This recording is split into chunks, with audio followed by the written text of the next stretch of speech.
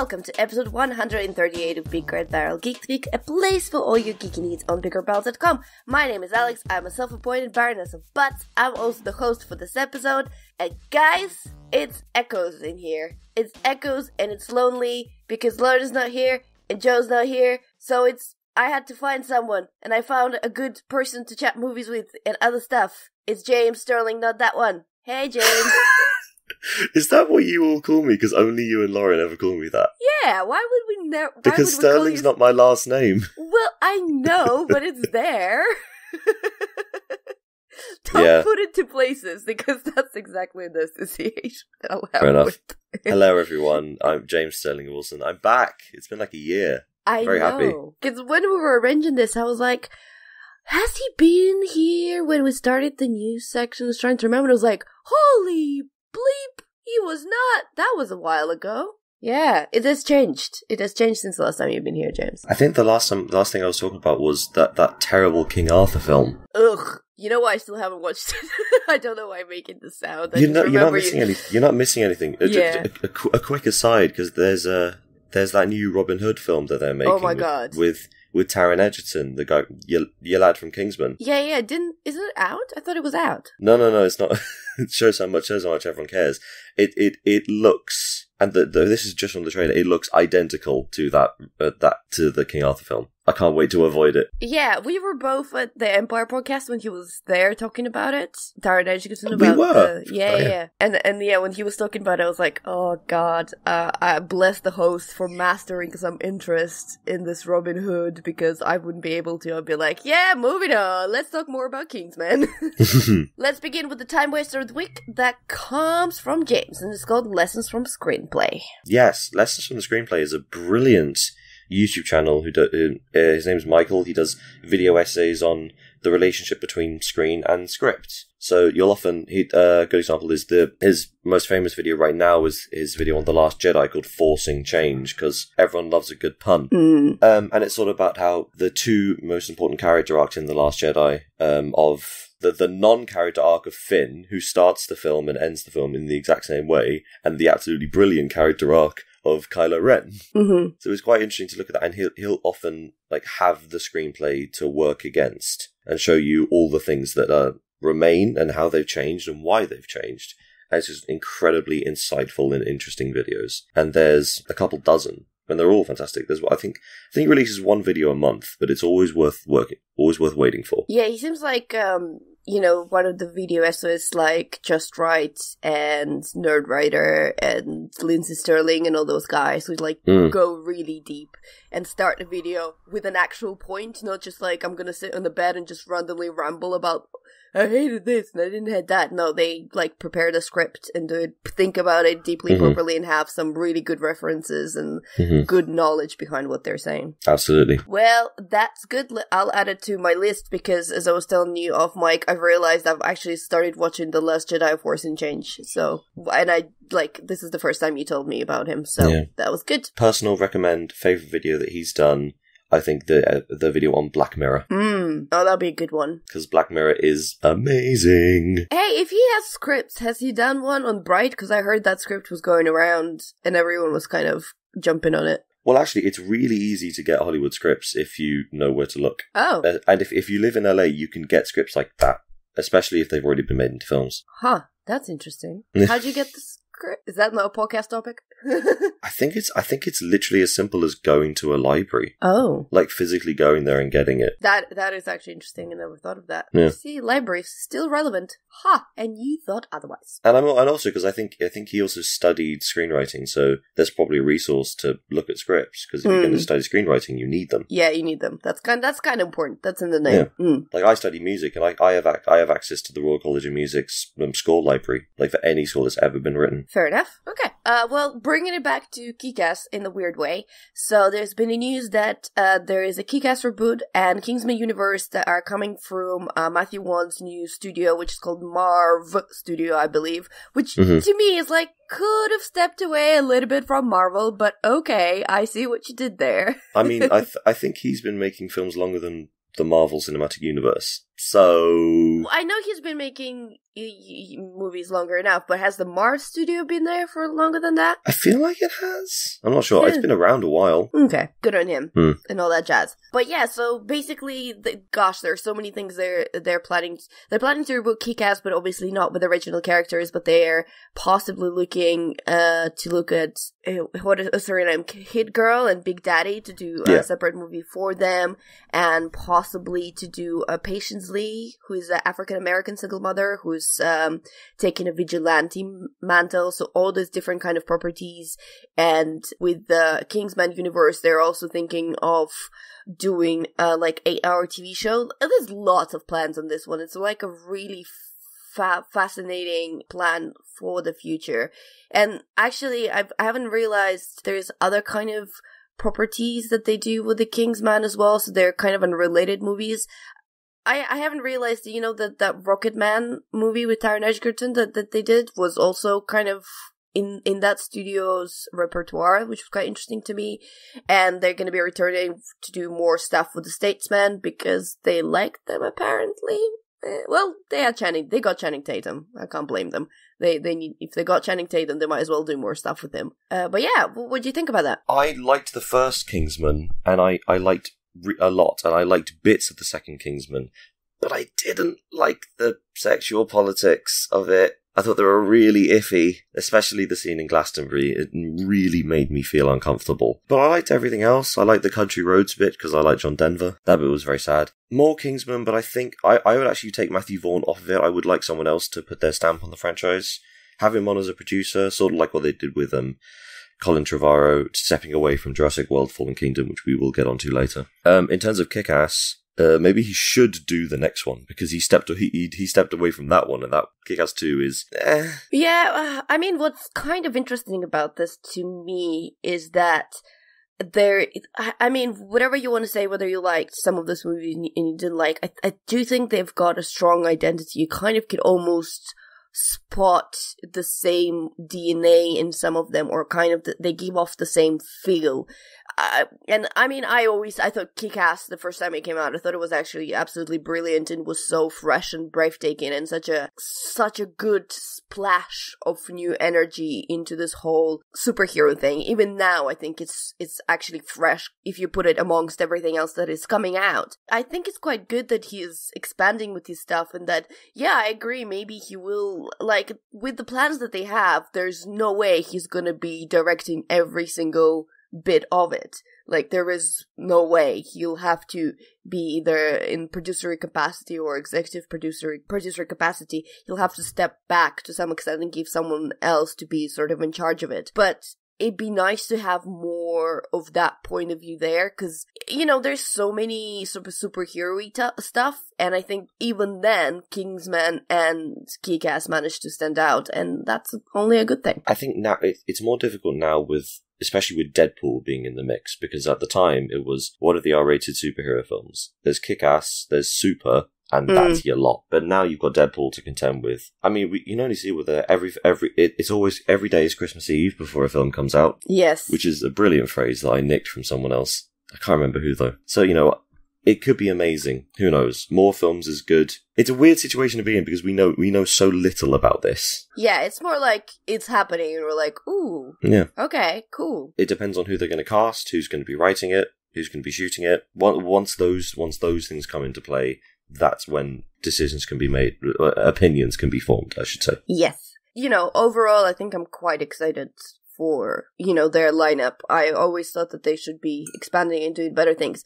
Especially since I remember this in the news before then. They've got a Netflix deal, haven't they? Or they've got a deal with one of the big streaming services to do all their stuff. And I think that's what it was. Right, sorry, listeners, a little brain freeze. Because Netflix is eventually losing most of their Disney stuff because it's going to the separate Disney streaming channel, except for all of the R-rated stuff, which is up in the air. I know they may or may not stay on Netflix. And we were looking at what other sort of superhero properties they have, and I do believe they have all of that lot all of the key casts, all of this comic family from there, from the Kingsman and the key cast and so on. So, that potentially, that's where that 8-hour Kingsman series will probably go. Will probably end up on Netflix, and it's good to know now that this is where those plans are going. Cool. So, were you or were you not one of those people who thought that Oscar Isaacs would be perfect as Gomez? Honestly, I didn't hear about this until you told me. What? Do you not live on Twitter? I have Twitter, but mostly it's about video games and Radiohead. Oh my god, it's been going around for ages. They were, that he would be perfect for Gomez, and of course he is, because he's been cast for Gomez in the new Addams Family animated series, along Charlize Theron, Chloe Grace Moretz, Finn Wolfgang from Stranger Things, if people remember, Nick Kroll, Bette Wilder, and Allison Janney. Did you mean Bette Midler? Sorry, yeah, Bette Midler, sorry. Bette Wilder. Yep. Switched M to W, like a pro. I like the Addams Family. I'm down. I like all those people. Let's do it. They're awesome. I would have liked to have had Christina Ricci play Morticia. Because she was Wednesday, wasn't she? Yeah. She dressed up as Morticia for Halloween one year, and it was amazing. It would be nice. But yeah, they haven't done, I've been thinking about it actually, they haven't done Addams Family stuff for a while. I can't remember when the last movie came out that I haven't watched. The 90s. Yes. Oh my god. And the cartoons. Well, I mean, I love the cartoons so much, but gosh, it's old now. Bless Cartoon Network. Mm-hmm. So yeah, it sounds like time, and the cast just seems fantastic. I mean, I don't know, I'm kind of disenchanted. The only kind of sour fruit with me, what was the name of that Tim Burton movie about the vampire? Tim Burton vampire movie? Oh, was it Dark Shadows? Dark Shadows. Yeah, I kind of got disenchanted a little bit with Chloe Grace Moretz. A little bit. I have not loved her in there, but I do love her in other things, so I think that's okay. She took like an 18-month, 2-year leave from acting or something like that. Okay. I'm doubting myself now. Oh, no, we shouldn't do this on Saturday mornings. Ugh. Yeah, welcome to every time we start recording Geek Speak, we're like, why are we doing this on Saturday morning? Oh, wait, that's the only day all of us could potentially make it. There we go. There you go. But but the people directing it is going to be the Sausage Party guys. Have you watched that movie, I have. By the way? Have you? Is it better than it sounds? I mean, yes and no. There's a bunch of really good, funny things in it, but there's also a lot of stuff that you go, really? Wait, what? Whoa! And I mean, there's a straight up orgy at the end. In the kids' cartoon. Yeah, but it's not for kids. All right, yes, it was. Sausage Party is very much not a kids' film. Do you think some parents 100%. I wish, because I work in a cinema now.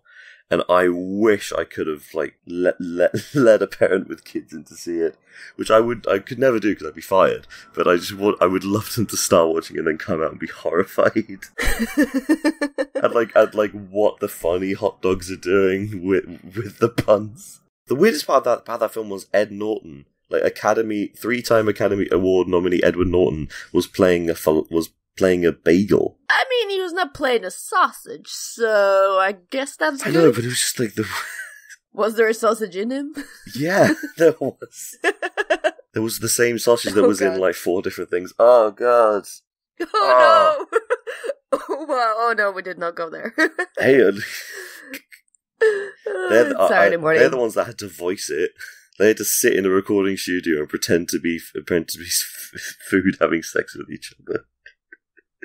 You know what, the more I talk about it, the more I realise just how funny that scene is. It's just so it's so out of nowhere, and how in Austin Powers they joke about, they have a lot of innuendo, that's out the window in this. Oh god, can we stop talking about Sausage Party? Yeah, that's fine. Okay, so basically the point of that whole Sausage Party diversion was that it's been done by a directorial duo, Conrad Burden and Greg Turman? I think Tiernan, there you go. They're going to do the Addams Family as well. The script is going to be by Matt Lieberman, that he basically wrote based off the Addams cartoons. And I guess it's just going to go from the beginning to end, because there'll be people young enough who don't know who Addams Family are, which shocks me. Shocks me to the core of my soul. Maybe they'll see the films. They'll see this and go think, oh, I want more Addams Family. Then they'll watch the films and go, oh wow, Raul Julia, he's amazing. And then maybe watching that will make them watch the Street Fighter movie. Oh, no. But yeah, like, from this news, the only thing we have is one animation shot, which is great. It does look pretty good. It looks so good. Mm-hmm. I'm very excited for this. Okay, so moving on to the news that's a bit old by now, but I thought because we talked about PUBG Corp suing the mobile developers a while back, it's only fair that we mentioned that now they decided to sue Fortnite for alleged copyright infringement. This is the most pointless lawsuit I've ever heard of. I think it's actually damaging to PUBG Corp. Oh, 100%. In all honesty. And I know this was kind of discovered, so basically before I go, so they're suing Fortnite done by Epic Games in South Korea, which is in itself interesting because I guess South Korean law is very different. And a while back they sent out this big press release saying, oh, Fortnite is actually copying us, and we were all talking how that isn't bad taste because it actually got more people interested in Fortnite. And now when Fortnite is seemingly overtaking PUBG in popularity, the news of the suit come out, which has been apparently filed like in winter, so it has been filed almost right after the PUBG Corp sent out that press release, or sort of in that timeline, so, but we just didn't know about it, and I guess we weren't supposed to know about it either. I'm not entirely sure how we got discovered, but there you go, it's there, people found out. There is no comment from Epic Games, who just said that they're not commenting on upcoming legislation, which is fine, and yeah, like, I honestly think, this is my point away, like, this is not gonna win, because you can't copyright an idea, which I think is what they're they're trying to copyright, like... Well, here's the thing. You can copyright an idea if you came up with the idea, which PUBG didn't. But they haven't. Exactly. Yes. Like, PUBG famously is a clone from another game, which took the idea from the idea of Battle Royale, which... So, if this goes the way that it should go, morally, in the end it should be all the video game people on one side and Takeshi Kitano on the other. Shaking his fist and going, what the hell, people? Give me my jacket. Yes. So, like, and also because PUBG uses the Unreal Engine, which is Epic's engine. Oh, which is ridiculous to me in a sense. But honestly, ever since this news came out, I just... the only negativity I heard was ever directed to PUBG. Yeah. I think they've created such a bad kind of public perspective of themselves. And I know, as I said, that I don't think people were meant to find out that they were actually suing them, except that they told everyone that they were planning to sue them anyway. Yeah. Brendan, what you doing, man? You silly boy. Do you think it's him, or just the whole Blue Hole that is in charge of it, or is he driving the process? I have no idea, and I wouldn't, you know what, I wouldn't want to put anyone under the bus like that. Yeah, fair enough. He's just the only person I know who works there. I say no, I know the name of, I mean. Well, I only kind of know of him because I watched that No Clip documentary about him. Yeah, and I went to the video game BAFTAs and he presented an award. Oh, right. Which, and at the award ceremony, Dara O'Brien made a joke about all the battle royales. It was quite interesting. It was quite interesting. Yeah. To be fair, I quite like Dara O'Brien in that role. I think most of the time his jokes are intelligently and done kind of with the knowledge of the video game industry, which I appreciate. Dara is a good host. Annoying thing. Sorry for another tangent. At the BAFTAs, in his opening monologue, he did the same joke that he did last year. Did he? Yeah, he did the same joke about virtual reality. Well, it was funny the first time. I don't know. Did many people notice? I did. Good thing I wasn't there in a professional aspect. It's fine. We can let him go for one time. But coming back to PUBG. So, to be fair, when this whole thing came out about the mobile developers, I was kind of sympathetic. I was like, they're clearly copying the PUBG formula. Except that I still don't think that the suit will work because PUBG is so incredibly generic looking. For all you're gonna say, it is great to feels like, great to play, maybe like the first one to capitalize and properly explore this really great idea, even though H1Z1 was there before, but never mind, who plays H1Z1 anymore? But every single part of their assets is just so devoid of any kind of identity that even then I thought it was going to be so hard for them to sue and to win the lawsuit against, well, they can obviously sue, it's not hard to sue, but to win the lawsuit against the mobile developers. because they could just say, well, you took assets from Unreal Store and we took assets from Unreal Store. What are you gonna do? And I remember when we were talking about this news, I was like sitting to myself thinking, thank God they had brains not to suit Fortnite. They did not have brains not to suit Fortnite. No. Now they're going after Fortnite. Why? It's just, why do this? Why would you do this to yourself? The only thing that will end up with this is that people will even more people will leave PUBG and start playing Fortnite. I don't really like the Battle Royale games. They're not my thing, so I don't really play them.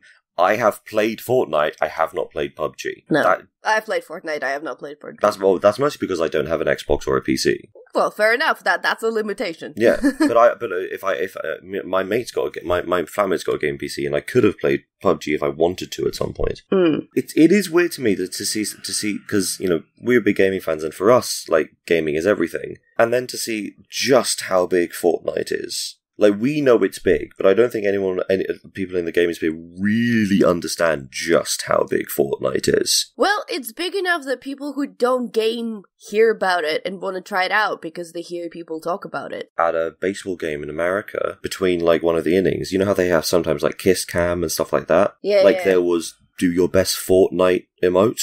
Like, going around to different people in the stadium and people doing different dances. That's crazy. Yeah, which is mental. Like, Epic or Fortnite didn't sponsor that game. That's just how popular it is. And PUBG never got that big. It's a sad state of affairs when games start suing other games. I mean, I guess we'll live in this sort of little bubble of things where we're really hoping, and that for the majority of the time, developers are very happy of everyone else's success. You know, I follow so many big company accounts, and every time a big game comes out, they're all tweeting, congratulations to so-and-so on this game coming out, we can't wait to play it, like, so many people in our studio took a long weekend, where's everyone? They're playing this game, like, this kind of nice jokes, celebratory jokes, enjoying each other. And I've never been to GDC, but from all accounts as well, it's such a great convention for professionals to go and to learn from each other and be supportive of each other. And in general, I think that's exactly what it is. No one is like sitting there and doing maniac evil laugh when another game fails. No, they genuinely want everyone to succeed and everyone to have work. And they know that, especially, like, you realize that when a studio goes under and there's so many professionals, and I know from, like, talking to some people in the industry that everyone else is so incredibly supportive and everyone is looking out for places for them, and they manage to find jobs quite easily because this is the industry that actually, despite all the toxicity that is apparently thrown at it, is incredibly supportive and celebratory of its people and just wants to stay together and do good and do great games. So when you get this news of just one studio suing another one, seemingly simply out of jealousy that they're just not the biggest boy in the, sandbox anymore. Yeah, I don't want to ever play a PUBG game now. As simple as that. And there you go. Yeah, bit of a downer. It is, isn't it? Should we move to a bit of a upper? Absolutely, I guess. Yeah. A bit of a what? I don't know. What's the opposite of downer? Upper. I speak word. Upper? A bit of a Yeah. upper? But upper sounds so more weirder. Okay. Words. There you go. Stick with me. I'll teach you new English. Anyway, there has been greenlit out of 8 or 7 or 9 or ridiculous amount of prequels that they were considering. One Game of Thrones prequel has been finally greenlit from, obviously, George R. R. Martin and Jane Goldman. Yay! And it's gonna get a pilot on HBO. And apparently it's gonna be 1,000 years before the setting of Game of Thrones. It's gonna do more of exploration of the history of White Walkers, and it's gonna start right after the Age of Heroes. For people who read the books, they might have heard the Age of Heroes. For people who have just watched the TV show, don't worry, now there's a new series that will tell you all about it. So you'll be fine, you'll be in the know. Yeah! 1,000 years ago. That's a while back. It is. It's a long time ago. It's a millennia ago. It is a millennia ago. I wonder, it'd be interesting to see. I know Game of Thrones has always been in this perpetual medieval state, but I wonder how it's gonna change 1,000 years ago. Like, this is like a stupidest thing to wonder about when you hear. Do you think it'll be like a Star Wars when the further back it goes, the more advanced technology they have? That they actually were decorating this whole time. Yeah. And before that, they had like automobiles and all that kind of stuff and scooters. Yeah. How did they build the wall? It actually took like we just like put it in a massive freezer. So yeah, it was a big, massive freezing machine. But I just wonder how, in terms of the outfits and the technology and all that kind of stuff, how 1,000 years would translate into Game of Thrones. And I actually think George R. R. Martin and all that people are intelligent enough that they will actually think about that when they're creating their show, that they just won't do, oh, this is 1,000 years ago, didn't you know? We told you at the front, but it doesn't look like 1,000 years before the actual Game of Thrones. They won't do that mistake. But I have to say that for me, White Walkers, I don't know what about you, but for me, White Walkers was always like the least interesting part of Game of Thrones. You're always interested because of the mystery of them, but to me, it was more exciting the relationship and backstabbery of the people. That's kind of the Shiza moments for most of the time for me in the series. And I almost thought it was to the main series detriment that they've developed such a three-dimensional, complicated characters that have a good and a bad qualities, that have their own desires and their own agendas, and that they all feel very, very incredibly real, and that's why we love the show so much. And then they have just like White Walkers who are just bad, and they march and they want to kill everything just because. Like, there's this big bad that seemingly has no reason to do this except that they can. And I mean, I guess we know a little bit about how they came to be from the main series, but if there is more justification to who they are and there's more history about them, it'd be nice to see it. I mean, I'm always down for Game of Thrones. I'm a huge fan, not just because I auditioned for the show when it first came out. Oh god, how old were you then? Back 12? Yeah, 12. God damn it, I guessed it. Do you know who I auditioned for? No. Ooh, did you audition for one of the Stark boys? You know what? I did, but that's not who I actually auditioned for. This sort of a weird story. Jojen Reed. No. Did you audition for Joffrey? I did. Oh yeah. I got pretty far in that. I think I cheated because I think I remember you telling me this. Yeah, I did a screen test for Joffrey. I got slapped in the face by Lena Headey. It was great. Oh man, that'd be a great moment. Anyway, slapped by Lena Headey. Yes. Anyway, moving on. Thoughts? More Thrones. Yay! I'd love to see them like do the stuff with, you know, the Grey Kin, Artis Aaron, Bran the Builder, Lan the Clever, all that stuff. That's without me looking at the wiki. That's just how much I know about Game of Thrones. I just want to see ice spiders as big as hounds. Spiders as big as hounds? Yes, because remember, like, it's a joke among, like, Game of Thrones nerds, I guess. Is that the wet nurse? Yes, because she said, like, if in the very first series, like, when Bran is lying in bed, and she's telling him all the stories, and there's, like, this things came to be, giants, blah, blah, blah, blah, blah, blah, and we're still waiting for ice spiders as big as hounds. Because that's one thing she said that they haven't never showed. Yeah, so I want to see ice spiders as big as hounds. That's all I'm asking for, HBO. We'll just send George a note. Yeah, because he definitely reads Give me the spot. Yeah, well, you know, he's not writing. Well, he's writing, just not Game of Thrones. I know. He's busy with all the other stuff. I was having a quick look on what Jane Goldman has also written. Weirdly enough, a lot of stuff with Matthew Vaughn. She co-wrote Kick-Ass, X-Men First Class, Kingsman, and the Kingsman sequel. Also, weird enough, in terms of television stuff, her biggest contribution to at least British television, and she's been the producer and executive producer on every version of the Big Fat Quiz of the Year. Ha! That's interesting. So maybe at some point we'll get Jimmy Carr popping up asking someone a question. Oh, that would be... I mean, that wouldn't be worse than the Ed Sheeran thing that happened last year. Now, okay, so, like, okay. I wasn't here to talk about Game of Thrones. Becky, when you guys... no. Oh god, bring it on.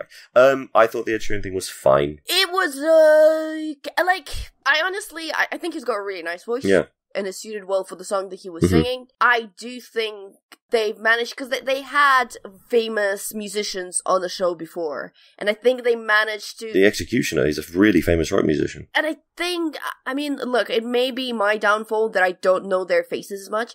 But I always thought that they managed to masquerade them well enough, or kind of mask them rather than masquerading. What are you talking about, Alex? It's Saturday morning. I'm sorry, everyone. To mask them well enough that you didn't know who they are. Like, they didn't stand out. They didn't break the reality of this world. Whereas now they kind of do. But at the same time, you could argue, you know, every time they cast a really famous actor in the show that now comes in for like one role or something, think of, this name escapes me. Ian McShane, for example. I was about to say. Exactly. Yeah. Just came for like one episode or maybe two. I can't remember, right? Don't you just, when they come on the screen, think, oh my god, it's Ian McShane? Like, that takes you out of the world as well. So you could have kind of both sides in my mind. I didn't love it, but I think when you get a show as popular as Game of Thrones, there are people lining up to do cameos in the same way that people turn up for Marvel films.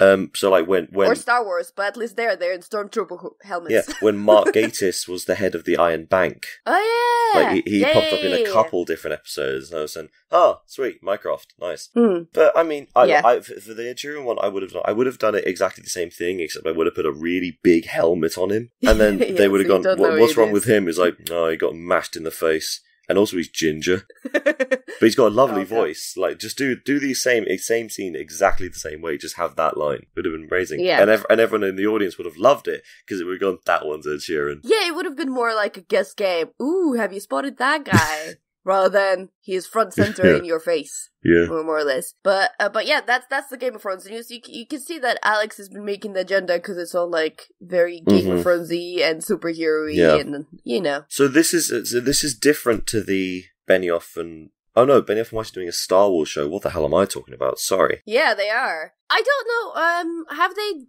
have their idea of Confederate just died out? Of what? After they announced it? They were gonna do a Confederate show after... Is that what it is? I don't know what you're talking about. They were going to do a show, and gosh, maybe I'm messing up the name, but about this, the whole American slavery. Okay. Next, after the Game of Thrones, and then the Star Wars news came out, and I don't know if the show just died along death. All I'm telling you is that Jedi money pays better. Oh yeah, definitely. Absolutely. Mouse money, I should say. Mickey is rich, and he's making money too. But yeah, of course they would jump on Star Wars. And actually, I'd be interested to see their take on Star Wars. But I mean, why not? If I was a showrunner for something, and then someone came and said, "Hey, we want you to do this thing for Star Wars," I'd say, "I am free. I am now available." Exactly. I'll be doing it right now. But yeah, so something to look forward to. So do you subscribe to HBO Go?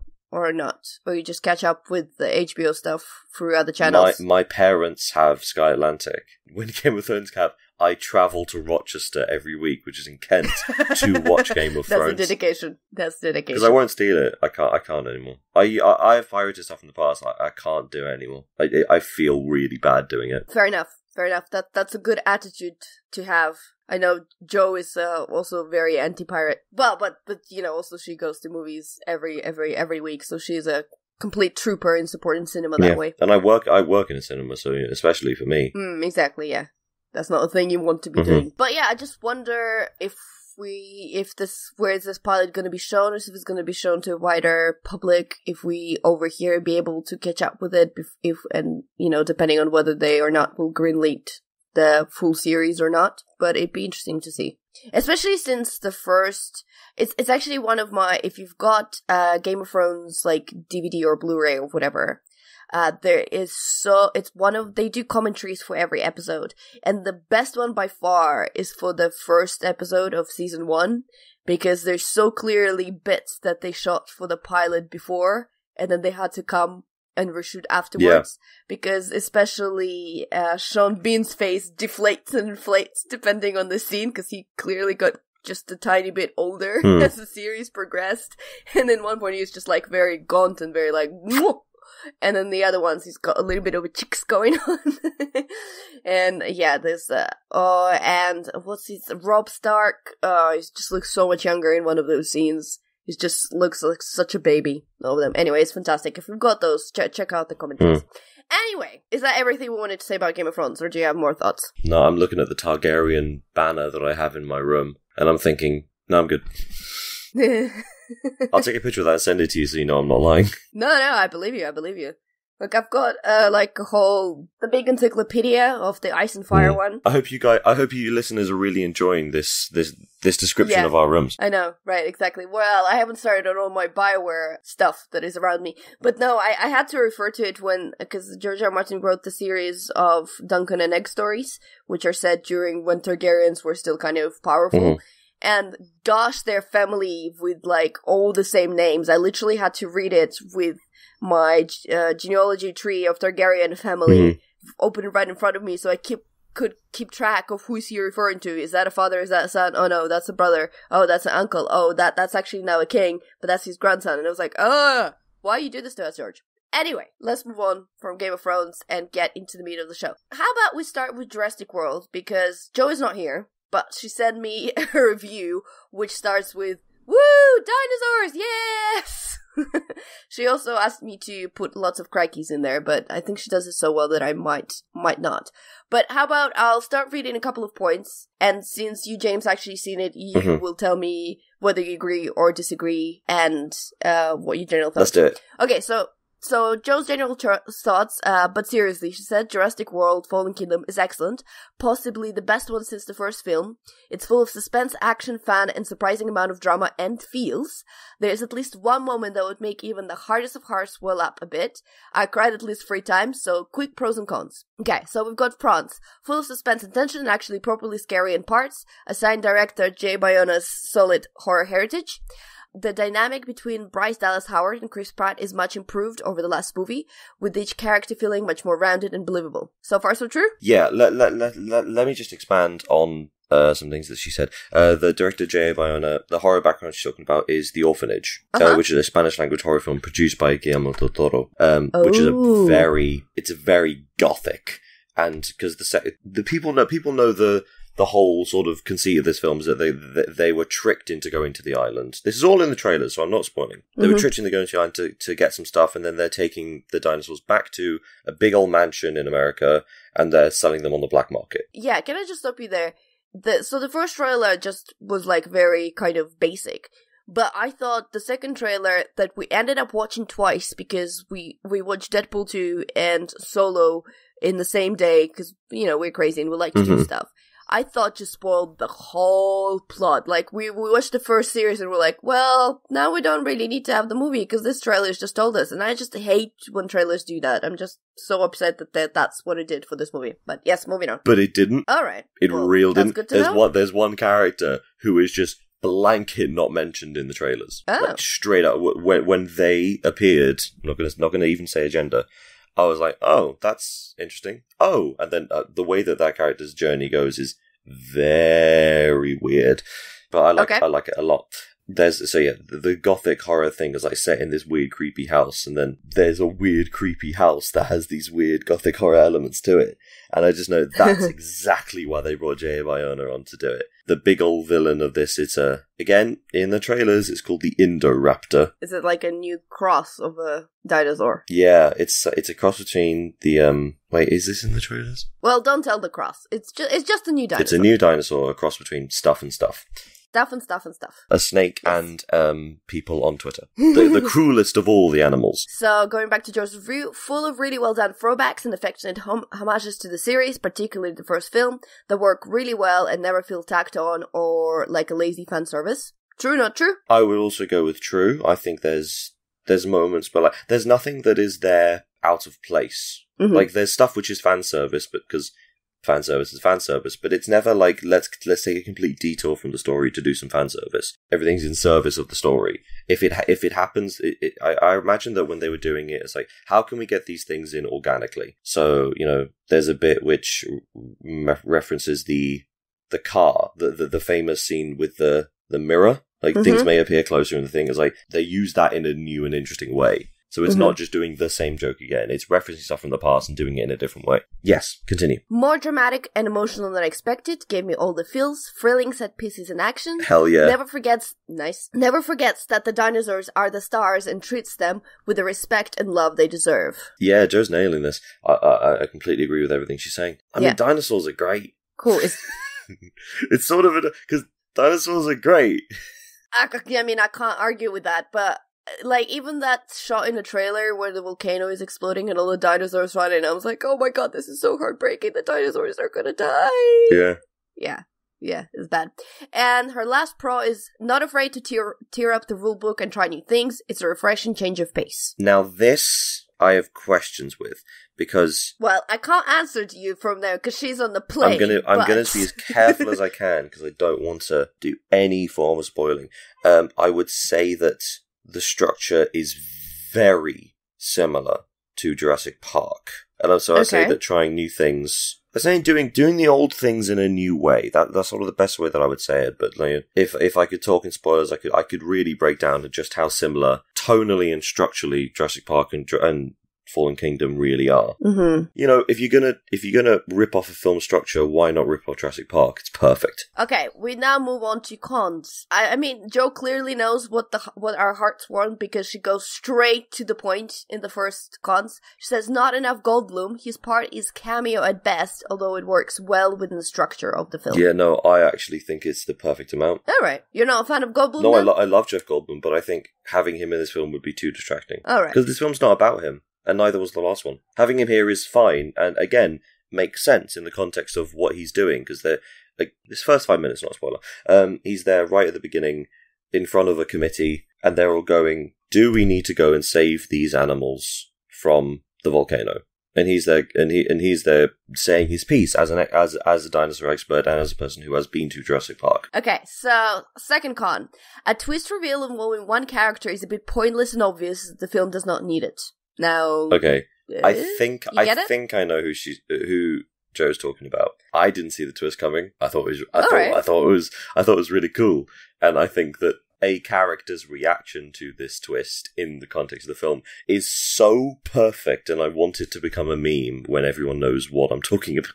It probably will become a meme, because, you know, everything's a meme. Yeah, I'll tell you off. Oh no, you're probably going to go see the film. Well, I don't know. I probably might when do. we stop recording, tell me if you want me to tell you what it is, because I think it's brilliant. So, con number 3. A science in the film, and she puts science in inverted commas, is of course completely ridiculous. I don't mind that as much personally. It's a fun movie, not a DNA science lecture. I mean, if you're just going to pick holes, if you're going to pick science holes in Jurassic World... You sort of can't avoid the big one, is that you can't bring dinosaurs back from the dead. So, once you've established that that's a thing, nearly everything's fair game. Yeah, I kind of agree with that logic. Just, you know, create your own...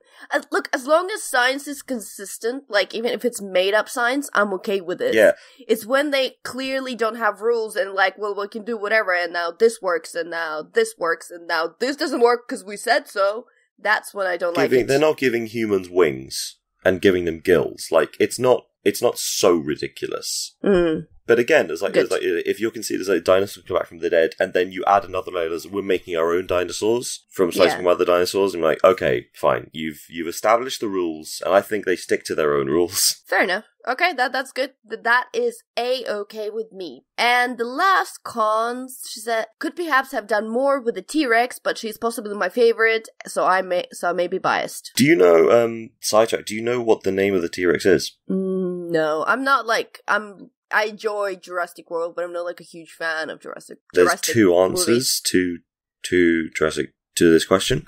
In the book, she is known as Roberta. Okay. In the films, they refer to her as Rexy. You know, they could have changed it just a little bit and called her Roxy or something, and it would have been enough of the reference. But less Rexy. Here's a fun little question: how many people, human beings, has this T-Rex killed in all of the films? Oh, I have no idea. 1. All right. It's just the lawyer in Jurassic Park. That's it. Is that T-Rex trivia round? Well, thank you for enjoying the T-Rex trivia round. Yes, I hope you answered with all of us back at home. Yeah. For round 2, it's a special scratch and sniff round. Yeah, that's basically all her cons, and she adds that there are basically minor niggles, and that's an excellent film that made this dino fan very happy. Yeah, I mean, I had not seen Jurassic World until the day I saw Jurassic World Fallen Kingdom, so I did a double bill. Mm-hmm. And I thought Jurassic World was way better than everyone said it was. All right. A lot of people who I like and respect said like this is a terrible, terrible film. Oh, I didn't think it was terrible. I thought it was, you know, it was good enjoyment. You know, if you love dinos, you'll get a lot to love there. It was fun. It was actiony. It had some really stupid moments. You know, that running in high heels is just ridiculous. That you want to kind of punch filmmakers for still doing that. But, you know, you could nitpick those movies for ages, but... I heard that was a decision that Bryce Dallas Howard made and forced it on the filmmakers. Really? Really? Really, Bryce? Maybe she's showing, you know, I could do all of this. I'm amazing in heels. I don't know. I wasn't there. No, I wasn't there either. But, you know, that's just a generally stupid thing. But what about Fallen Kingdom? Better or worse, in your opinion, than The World? I thought it was better than Jurassic World. I would say, I'd say it is probably the second best film in the franchise. Again, not an incredibly brilliant statement, because the bar for Jurassic Park is so high and the bar for the rest is quite low. Yeah. But I think the good things in this film are really good. And I think the bad things in this film, again, as Joe said, are nitpicks. And I think if you really want to nitpick this film to death, you know, go watch a CinemaSins video. Yeah. This isn't a nitpicky kind of franchise. Which is actually a channel approved that you can absolutely nitpick everything if you really want to. Yeah. Another side note, I want the hatred of CinemaSins to stop, because people they love films. They love them so much that they're going to nitpick them. Yeah, I mean, look, I think the sort of people should stop taking them seriously and start thinking that, you know, that they're just making fun videos, pointing out some of the tropes and making fun of some of the obvious things. Yeah. But don't they also have a channel called Cinema Loves, or is that someone else? Cinema Wins. Cinema Wins, yeah. I think they gave them their blessing because they used their house style and then sort of did what they do. And if you don't believe me about how much they love films, listen to their podcast. They did 45 episodes on the best film of every year. Oh, wow. Yeah, they went in. And then after that, they did like a knockout round of like to find out the best film ever made. Like, it's a brilliant. What's the podcast called? The CinemaSins, the Sincast. CinemaSins podcast. Nice. Okay. We shouldn't be plugging other pods on this. Then again, they're way bigger than this one. No, I really don't care. If it's a good pod, I'll plug it in. Yeah. Love to all the pods as far as I'm concerned. To all the good pods. Okay, so should we wrap the Jurassic World Fallen Kingdom? There's a bunch of the good stuff I want to talk about, but it's all spoilers.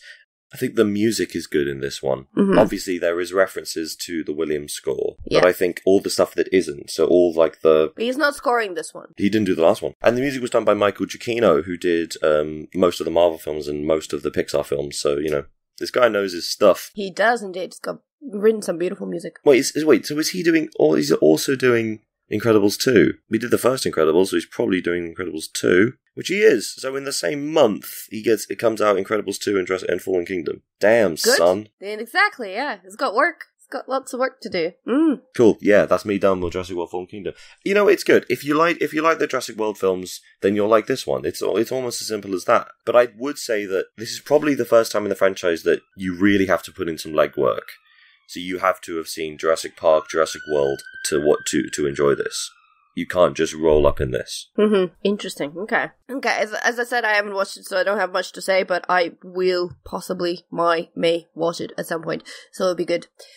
Okay, so we've got 2 more topics. So before we get into the one that kind of we can really sink our teeth into, I'm gonna very briefly talk about UK Games Expo that I've been to last weekend, which is why you didn't get a podcast last week. Well, technically you did, because there was one late, but you know what I mean, listeners. Anyway, so UK Games Expo is, for those who don't know, it's one of the biggest conventions, board game conventions in the UK. At this point, it's probably the biggest one in the UK that happens in Birmingham, June time, lasts about 3 days. And it's great. There's lots of things to talk about it, and I'm hoping that maybe I'll get some people who's actually been to the convention with me to sit down and chat about it properly, rather than me just monologuing about the convention, which is not so much fun. Always think discussion is a bit better. Me and Tim both done so much coverage for this event. I've been doing, as usual, my UK Games Expo Diary series, which is a series of game previews. So there's 3 days up now. I think we've definitely written about like 20 games or something like that are upcoming or recent. So go check this out and read it, especially since some of them are either currently on Kickstarter or coming to Kickstarter. So if you want to back any awesome board games, go check out our previews. There is also UK Games Expo Photo Diary, which is just some photos from the conventions that we collated together on the website. So if, again, go check that out. And finally, if you want to listen to some kind of educated thinking, except for mine, on this topic, and just listen to some really enthusiastic board gamers and board game writers and developers talk about it, there is a 3-part series by Tabletop Gaming Magazine that talks about the exhibition. And they basically did, they looked at one day and they had people cover one day, so 3 days, 3 different podcasts. And the first one, they did lots of role-playing stuff, when one of the guests was James Vallis. The second one was more board game stuff with Dan Jolin and Owen Duffy. By the way, James Vallis wasn't the only person on the first podcast. I think there was also Richard Jensen Parks. Did you say Dan Jolin? Yes, from Empire. Dan Jolin, yes, from Empire. Yes, cool. He writes for Tabletop Gaming as well. Oh. And then on the third day, it was yours truly and Holly Graciano. I'm probably messing up her name. I'm so sorry, Holly. Also talking about board games. Obviously, all with Matt, who is the editor of Tabletop Gaming, who was in charge of this all and was hosting the podcast. So go check them out and listen to them if you're interested.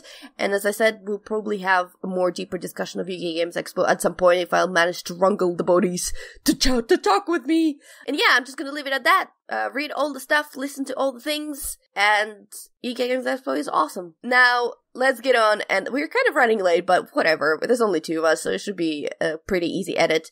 Let's talk about Detroit Become Human. Yes, let's. Because you originally messaged me wanting to talk about that, and at that point, I haven't finished it, and I was also going to UK Games Expo, and I was like, okay, so maybe later. Well, now it's later.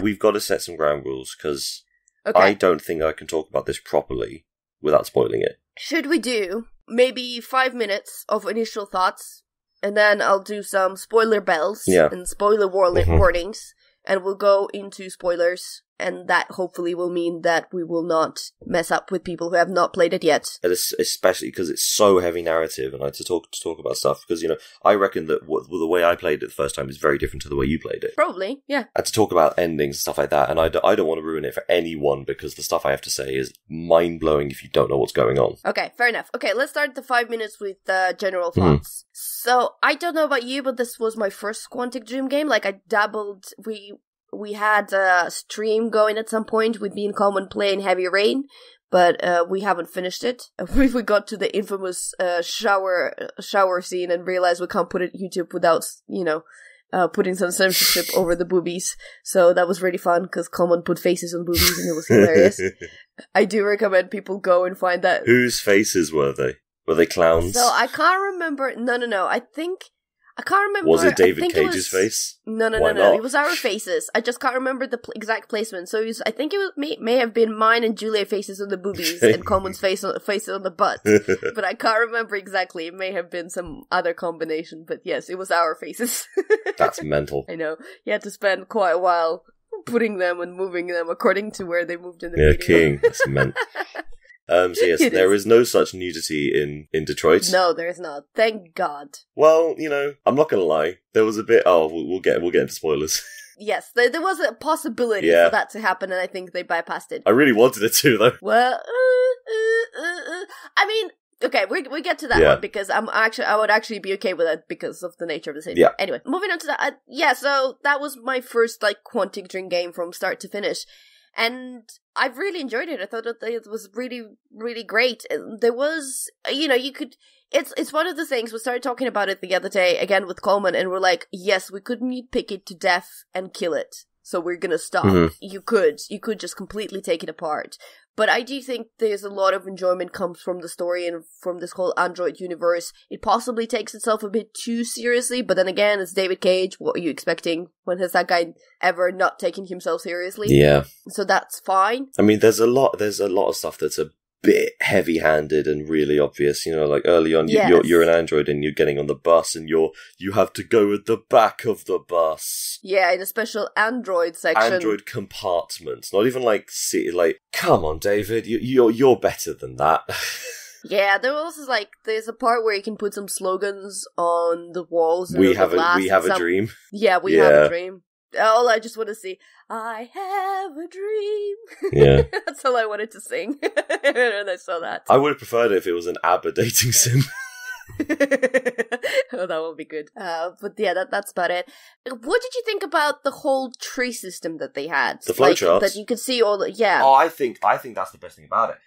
Because like in other games, especially stuff that they've done, they've never really shown their working. They've been like, oh, here's your scene, and maybe they'll do like a couple like key choices, and they show that a bunch of people agreed with you, or stuff like that. This time, every single thing that you do is charted out, and also then it's blocked out all the stuff that you didn't do. So you'll get to the end of a scene, and you'll go, wait, what?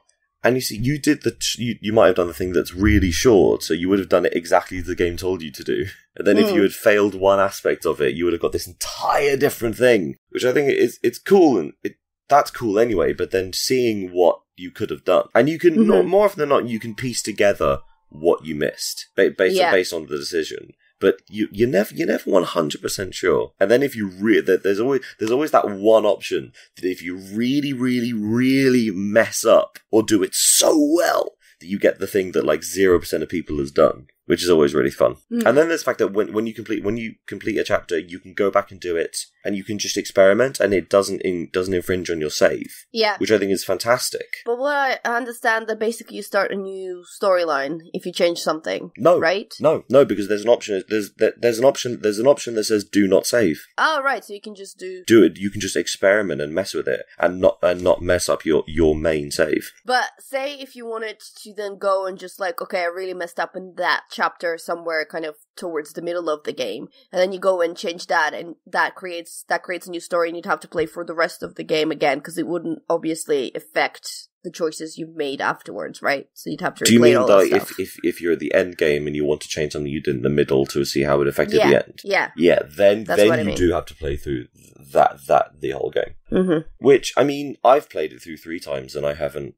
It doesn't really feel that much, because it's not incredibly long. No, it's about, just under 10 hours or something like that? It's weird. Yeah. I've played this 3 times and I haven't finished God of War. Disgrace. Well, I haven't started God of War, so what am I talking about? Yeah. I have an excuse, though. I was busy. I'm so planning to do that. Okay. Yes. And I got myself another 30-hour RPG, so God of War will have to wait. There you go.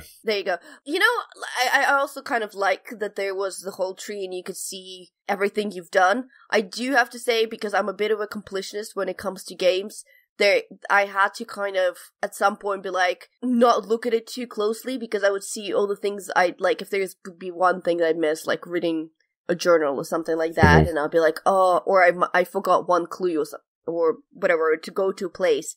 And I would always have that feeling I need to go back and redo it. And I just had to stop myself and go, look, this is my playthrough. This is how it's going to go. You missed something.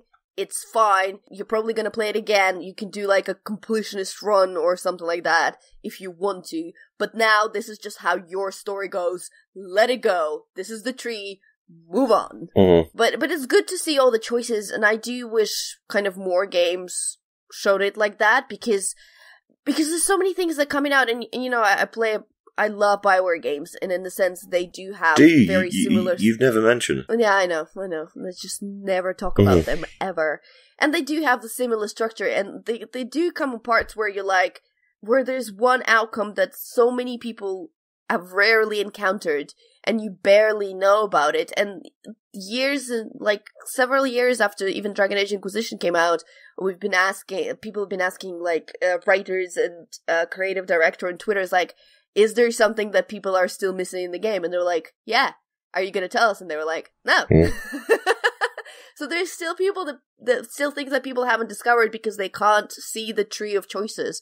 So there are parts of game that no one has ever seen, which, yes, it's so cool when you discover something that no one has ever seen, but at the same time, I feel like it's almost a shame where you've created, no matter how small, part of the game and no one has ever seen it. No, I'm with you on there. I remember I was at EGX last year, and they had the hostage demo at the very beginning of the game, the one that you can get for free on the PS4.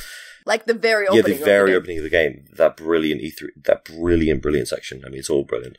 And they had a guy from PlayStation and someone from Quantic Dream there, like, talking about it as well. And I remember doing a little interview with them when I was still writing for a website. And I said, is there an ending that no one's found yet? It's like, yes, there is one ending that no one's found. And off camera, I asked him, I was like, can you tell me what it is? Because I don't have time to play through it multiple times to find out what it is. He said, apparently there's a way you can save everyone on that rooftop. Oh, yeah. So apparently there's a way. I never did that. Apparently there is a way that that Simon does not get shot, Connor doesn't die, and the girl gets saved. Apparently there is one. This is straight from somebody from PlayStation. Yeah, I never managed. Like, I played it a couple of times at EGX, and now I played it with the game, and I've never gotten that. No, me neither. I don't know how to do it. It's nice that, like, because people, there's a lot of, like, doing detective stuff. We should talk about some more of the character stuff. Yes, well, I was gonna get to that next, because I honestly, to me, the character stuff is where it a little bit falls down, and I explained to you why. So, is it Marcus? No, it's not any one of them in particular. I think it's all of them overall. And actually, I think I like Marcus the most out of all of them. But maybe it's just because I watched way too much Grey's Anatomy and I know J.C. Williams too much. I've watched his face for a ridiculous amount of seasons. Just to give you a kind of base point of where I'm coming from. So I absolutely love Until Dawn. Mm-hmm. And Until Dawn, I think, is a game that took Quantic Dream formula and did it better. And to be fair, I think they did it better because they did it more intelligently. The story was more confined. It wasn't the world. It was a particular place with maybe kind of 4 or 5 different maps. So they thought this really out well. It was only a bunch of characters that you always interacted. There wasn't just random people coming from all the directions. It was, again, incredibly centered around this group of friends. It was the kind of making fun a little bit or commenting on the kind of horror tropes, and it was a bit trashy horror thing itself, which is, I don't mean trashy in any bad sort of way, I mean in a fun sort of way. Mm-hmm. So it had fun with that a little bit, so it could address and deeper into the characters. And I think straight away after even playing one episode, you had your favorites because it gave you enough to know them.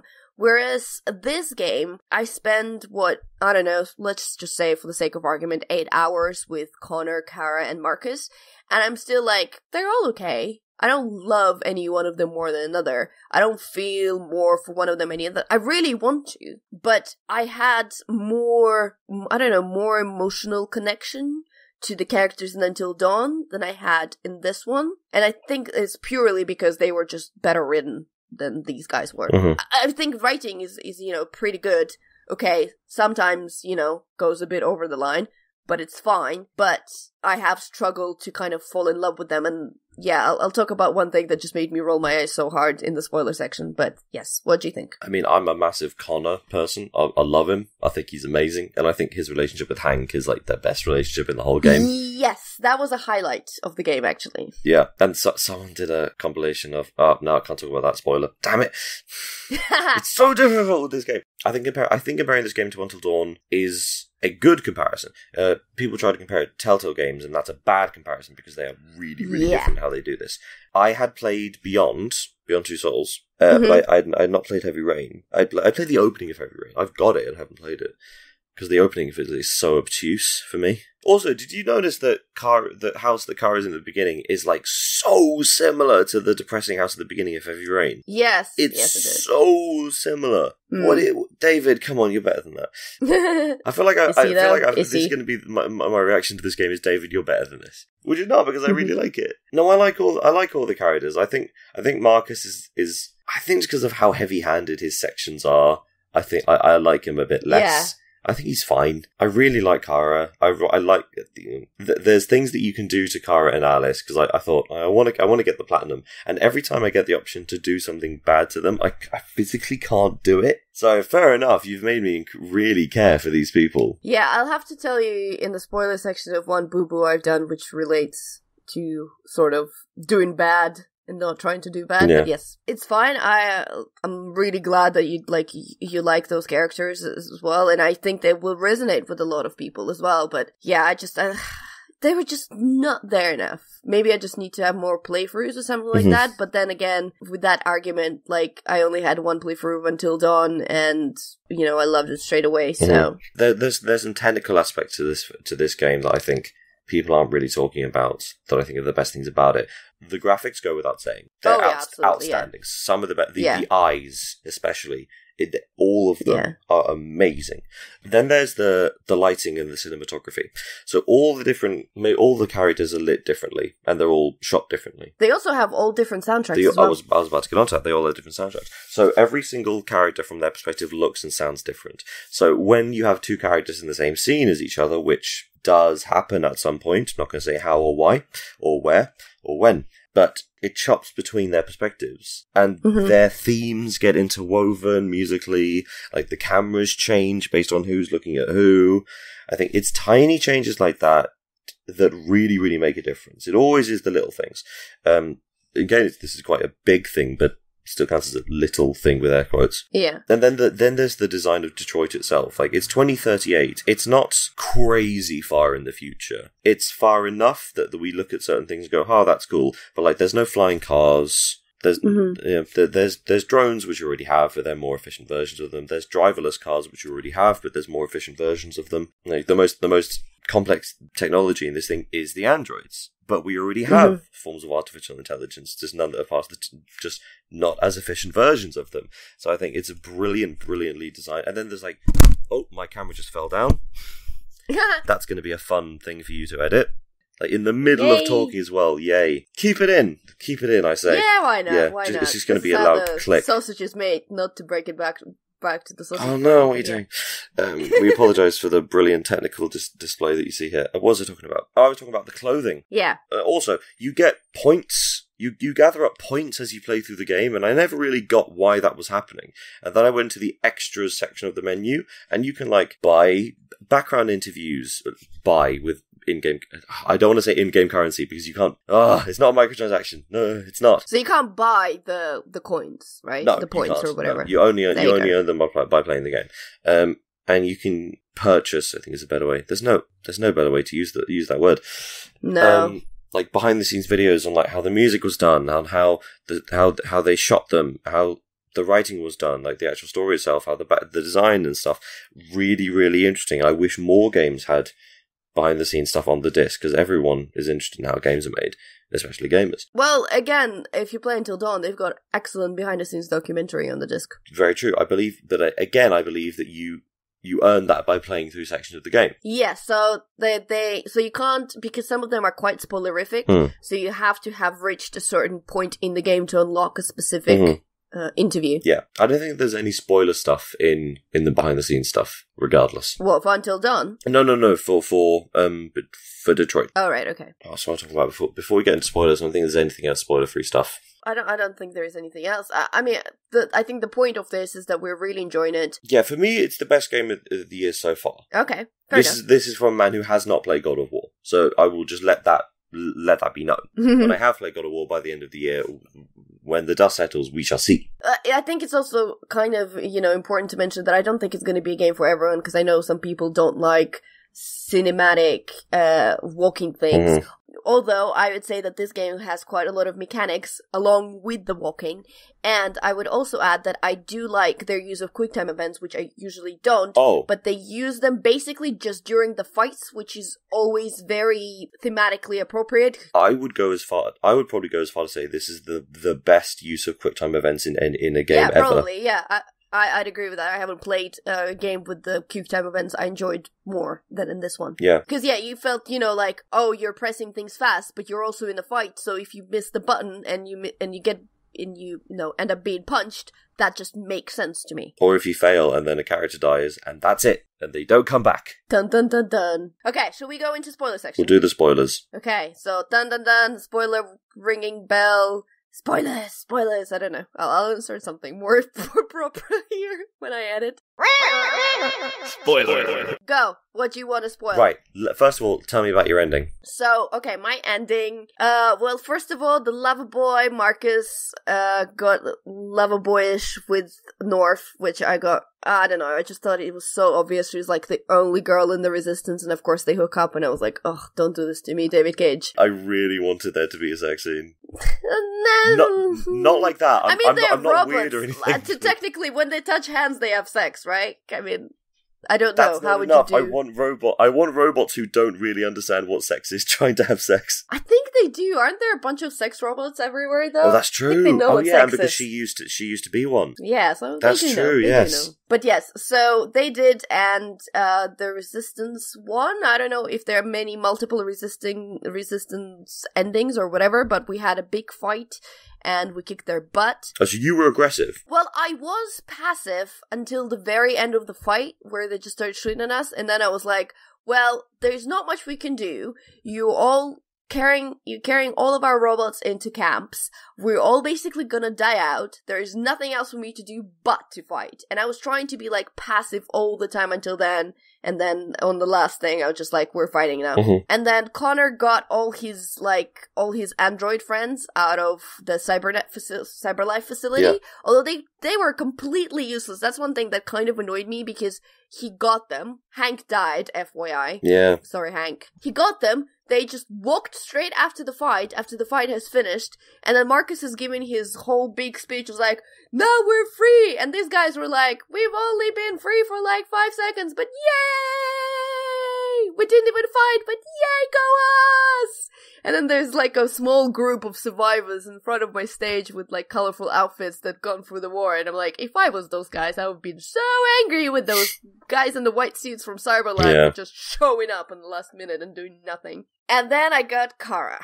So let me finish with the Kara, and then you go. So I got to the bus station with Luther and Alice. It was all good, except I was trying to get a ticket, and obviously there is this couple with a small baby that loses a ticket, and I picked up the ticket, and gosh, this was the craziest fight in my head that I've ever had. I'm like, I need the ticket, but they've got a baby. But I need a ticket, but they've got a baby. So I gave them the ticket back. Now, I don't know if this is the only way to get the ticket, because afterwards, I went around the whole bus station again. Unfortunately, I went a bit too close to the guards, who spotted us and shot us. Wow. They're dead. Damn. I know. Is there any other way to get the ticket other than steal it from the poor couple in their small... Well, here's the thing. There is, you can get to Canada by 2 ways. One is by bus. The other is by boat. Oh. Which I have not seen many people online find how to get to the boat. I'm not entirely sure. Okay, don't tell me how to get to the boat. I need to explore this. Oh. I don't know. I would assume, because I just took the ticket because I'm a horrible person. Yes, you are. Luther didn't make it to the bus station with me. He didn't make it. No, he died on Jericho. All right. On the boat. And I made it to Canada, and then I actually both of my playthroughs, Kara finished up alive and well. Kara and Alice have both made it to Canada. Happy as Larry. Except for that bit, I would have gone Luther. Like, I had Luther until the very end. But he got shot with us, so what can I say? So I want to talk about the Marcus ending. My first playthrough ended amazingly but terribly. Okay. I was playing Connor as if he was like... I was proper role-playing as like straight android, strict. I am an android, I am a robot, I have missions. So I was not... The option when you're confronting Marcus with the gun... There's an option that comes up to become deviant. That wasn't even available to me. Wow. The first time I played it, because I had played him so robot-like. I literally was like, I am Connor, this is my mission. So did you shoot Marcus? On the boat, I did not. Oh. Because I didn't want to. Like, me as James didn't want to. That's the only time I really made a decision as myself. See, I think that's actually kind of an important point, because sometimes, like, I've played, and I did get a choice, be a deviant or stay a machine, and I'm like, well, I want Marcus's rebellion to succeed, so of course I'm gonna become a deviant. Mm-hmm. Like, at some point, you're like, which character do I choose? Which character do I roleplay as? Like, do you do something that would be more for a character, or would you do something that is more for the plot that you want to get? Like, it's a bit messy there. Yeah. So from there, I was setting up a sniper to kill Marcus because I went full pacifist. No, I tried to be pacifist, but I ended up being more aggressive than I wanted to be with Marcus. So I really failed with Marcus and Connor, and then I killed Hank, which I'm very at Connor. Oh, is it the second Connor? No, normal Connor. Didn't because if you don't become a deviant, you never go to Cyberlife. All right, yeah, I assumed that. Yeah, I was about to kill Marcus, and I'm like, no, this is my mission, and Hank's getting in the way. Bang. Hank's dead. Cold. So cold. Horrible, and I felt awful. But here's where it sort of all worked out. So I was trying to be peaceful at the end, and I'd set up this little barrier, and the public opinion was building as I was doing all of these peaceful things. And then the guy from the FBI, Perkins, I think it was like, the guys are going to come over soon and take everything, and they're going to kill everyone. You are the last deviants left. All the others have been destroyed, or I've been rounding up right now. And so that happened, and they rounded us all, and there were like 10 guns pointing at the 6 of us that were left. And then the options that came up were... Oh, I had the dirty bomb as well. I didn't use it. The options were surrender, kiss north, dirty bomb, and sing. Did you sing? I did. And this is no laughing matter. It was one of the most powerful things I've ever seen in a video game. They sang an African spiritual song. Okay. Again, a bit on the nose, David Cage, isn't it? But it was amazing. No, it was really, really brilliant. The thing that sort of made it perfect was that after they had finished singing, like, in harmonies and, like, this brilliant, like, thing is, like, we just want to be free and, like, you're not letting us. And then we finish singing, and then we just hear fire, and then all dead. Wow! It was out. It was really powerful. But the second time I did it, I went full deviant with Connor. Like saved Hank and Connor were friends until the end. Like saved Hank in the Cyberlife Factory. It was amazing. I love this game.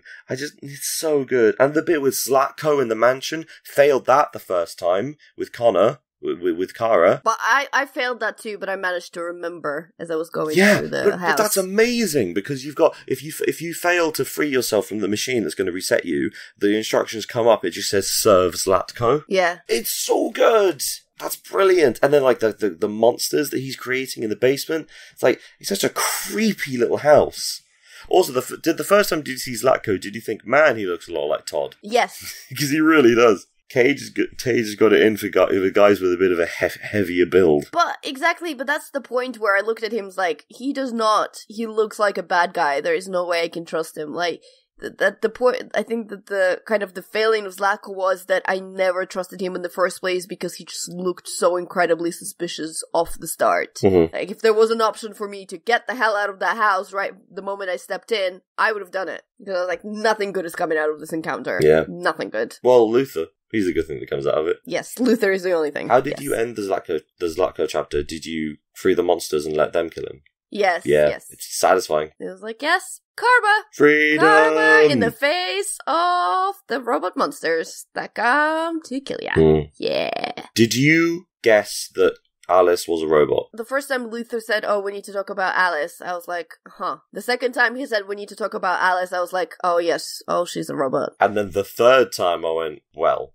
she's either a boy or a robot. It's like there's something radical about that. No. After he said it for the second time, and she kind of and Kara waved him off, I was like, yeah, she's a robot. Yeah, it's pretty obvious. I mean, I'm a little bit confused. So, Todd, right? So he never had a daughter. He just got this little android girl. I think he had a daughter, and then when his wife left, she took the daughter with her. I assume that's what I thought. Yeah, because it was never clear to me whether he ever had a daughter and then he missed her so much he got a robot. But if you look back at it, like, you do realize every time Kara's like, oh, do you want to eat Alice? And Alice's like, I'm not hungry. Well, she's not, 'cause she's a robot. Yeah, doesn't need to eat. Then there's like, I feel cold. Like, why would you install a temperature monitor? It does help you to get through the guards, by the way. It does. Yeah, I know that. So if you're shivering, so I did switch it off. Yeah. I was like, yeah, you freeze, child. Oh, and also speaking of like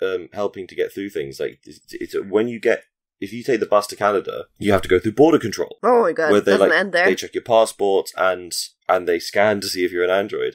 And because I had chosen to sing, there was this video like going around everywhere of these androids singing as they were shot. And luckily, we got the one sympathetic border control guard who like saw that we were an android. Kara just went, "We just want to be free." He looked at the screen, saw the thing, and just went, "Oh, that's neat. Welcome to Canada." It's got a lot of great things. Like, I mean, it's ridiculously fun. I love discussing all the different endings and all the different possibilities that you can take. That is so much fun to me. And the fact that everyone's been kind of doing it in Discovery and a bit different. And I do think I'm going to try for that platinum. Because it's actually not that hard. That's pretty achievable. Yeah, it's a pretty decent platinum. The only annoying part is that where you have to find all the little journals. They're pretty signposted. Because they stick out like a sore thumb. And they always got a marker on them. So if you do your scan thing, you can always see them. But I still managed to miss one of them or two. Maybe just because Kara didn't survive long enough or didn't get on the bus or something like that. Oh, a very important question. Did you play the piano in Carl's house? Yes. What did you play? Oh, I can't remember. It was like... I know that because you can play Kara's theme, on the piano. Oh, I can't remember it was a Cars theme, sorry. But one of them, it's ba-da-da, ba-ba-da-da, ba-ba-da, ba-ba-da-da. Anyway. No, I don't think I played that Welcome to James Sings video game themes. No, because then he gets the... I played the piano for the second time and it was a different theme as well. Mm-hmm. Can Carl stay alive? Connor? Carl. Does he always die? Okay, so there is... He does not make it to the end of the game, but he does die in a scene. So he can either die at the beginning of the game, yeah, or he can stay alive and you as Marcus go and you sneak into the house and go talk to him as the revolution is going on. Oh, yeah, okay, I want to try to get that one. He is on his deathbed.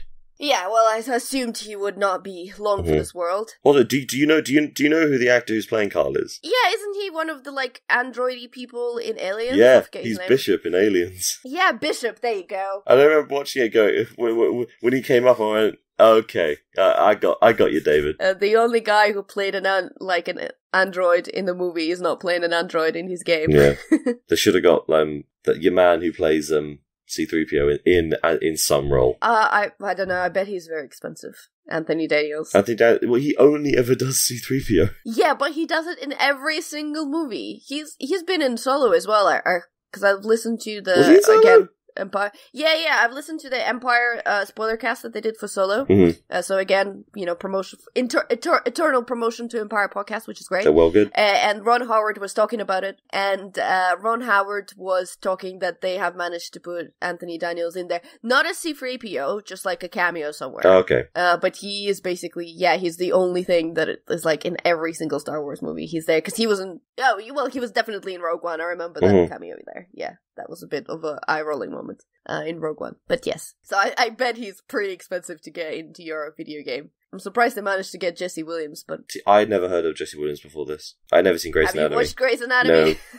No. There you go. He's been there since like season 4, so he's been there for 10 seasons. Played the same doctor in the same role. Mm-hmm. I mean, not as long as Ellen Pompeo, who's pretty much one of the few characters. Like, there's 3 or 4 actors that stuck there from season 1 until 14, but it's been it's a long haul for all of them. Okay, is there anything else you wanted to bring up before we wrap this up? The section where Marcus is in the junkyard. Yeah. Is awesome. It is. It's so I thought good. that was really great. And I think the bit is one of my favourite horror visuals in a video game I've ever seen, when he has to go through the little passageway and all the arms are trying to grab him. Oh yeah, that was a really good image. Alright, I'm good. I just want to mention that. Yeah. Actually, just going back on that, I just really love that they actually went away with the idea, you've got specific function attached to specific parts of their body. They're not just like bodies because, humans have them, but like you couldn't hear properly or you couldn't scan because you didn't have your eye and stuff like that. That was really good touch. And another thing we should talk about is the fourth wall breaking Chloe. Why didn't she break? What do you mean? What? Wait, what are you talking about? Chloe? Which one is Chloe? The one in the main menu. Oh, right, yes. The blonde girl, yes, that's talking to me. She was okay. I set her free after the first game. I was like, you go. Live your life. If you keep her, she gets real sad. She starts crying. No, why'd you do that? Because I wanted to see what would happen. Oh, you horrible monster. I didn't kill her. Well, I didn't kill her either. Actually, the first playthrough I did, because I'm Connor, I'm being told what to do. Dead. Oh, right. Yeah. Yes. Oh, yeah, because you were playing Robot Connor, yeah. There's weird things that she does. She sings the song that I was talking about at some times. Yeah. She also, if you let Kara and Alice die, like early on, when you go back to the main menu, she'll be like, you let Kara and Alice die.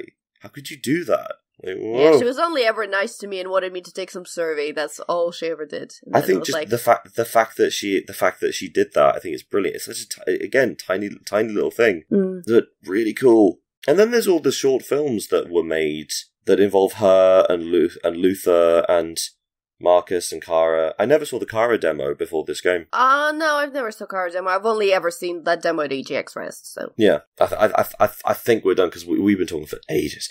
I know, right? I'm getting quite hungry, because I haven't had breakfast and I need my second coffee. Yeah. Yeah, freaking hell, 1 hour, 44 minutes. Oh, God James, let's get out of here. Cool. Okay, thank you very much for listening to episode 138 of BigRedBarel Geek Speak.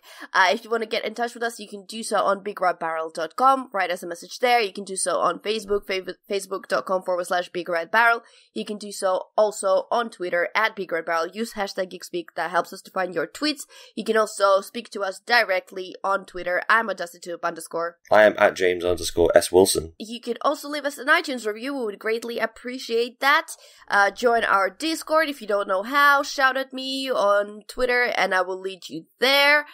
What am I forgetting? I think that's all except for the shout out. So we really want to say thank you to wonderful people that talk to us, which is Will Driver, Gabriel, Richard Kirk, Stingo, Thursden, who is a year behind on all our shows. So if you ever catch up with this one, hey! Josh, I don't know who that is, and Dude Dearmont. Okay, and final reminder also that Tuesday is Tabletop Tuesday, and on that day we play board games in Loading Bar in Dalston, and every week we have a new feature game, and if you play that game in the night, you can win it by the end of the night. Last week we had an awesome class competition that you should, first of all of you should go and check out Big Potato Games, because their games are absolutely amazing. And second of all, you should watch the videos of Clask, because that's a lot of fun. It's like ice hockey, but with magnets.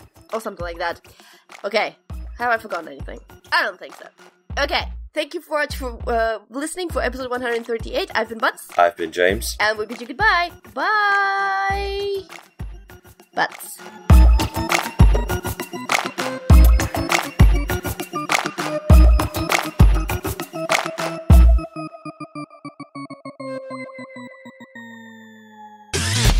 You and your ears are quite welcome for the podcasting goodness that you just heard. Why not roll on over to BigRedBarel.com for more podcasts, news, reviews, and videos from the biggest, reddest site on the internet, BigRedBarel.com.